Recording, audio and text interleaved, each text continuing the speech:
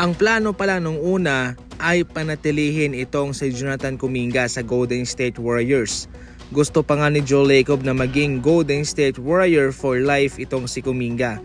Ngayon ay mas pinalaki pa ng Golden State Warriors ang offer sa kanya.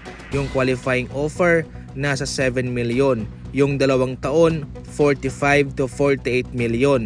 Pero ngayon mayroong 3-year deal option worth 75 million. Wala pang sagot dito si Kuminga, pero sa ngayon tinitimbang ng mga eksperto na mas pipiliin pa rin po ni Kuminga ang qualifying offer.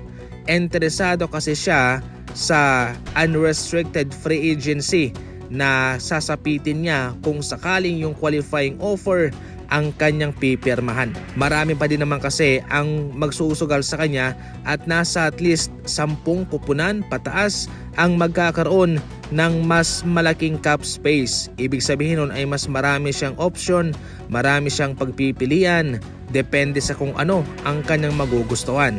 Sa isang team na walang masyadong mga star player na makakatulong sa kanyang development at paniguradong magagamit siya ng husto. Sa Golden State kasi pwede naman siyang manatili doon pero maghihintay siya kung kailan aalis si Jimmy Butler. Dahil hanggang nandyan si Jimmy Butler ay mahihirapan siyang makakuha ng totoong minuto. Kung nandyan man nga si Jimmy Butler, pwede naman silang magsamang dalawa. Pero sa lahat ng pagkakataon ay si Stephen Curry talaga ang kanyang kasama at kaya mahihirapan siya. Sa ngayon hindi pa man nagsalita ang kanyang kampo pero inaasahan ng mga eksperto na mas pipiliin pa rin naman ni Kuminga ang qualifying offer. Napipisil naman sa ngayon ang rookie ng Memphis Grizzlies na si Cedric Howard na isang two-way wing player na mapalitan itong si Desmond Bane. Ngayon, walang masyadong solidong third option ng Memphis Grizzlies maliban kay Ja Morant at kay Jaren Jackson Jr. Mayroong pagkakapareho itong playing style ni Howard kay Desmond Bane. Si Bane kasi nasa Orlando Magic na.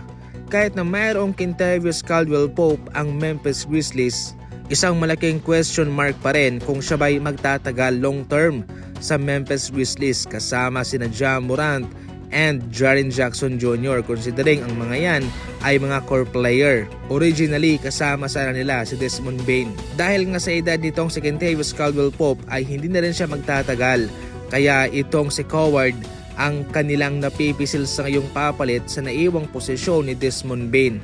Pero ang malaking question mark naman dito ay kung magugustuhan ba ni Ja Morant at ni Jaren Jackson Jr. na mayroon silang kasamang rookie na iyon ang inaasahan ng Memphis Grizzlies para makatulong sa kanila.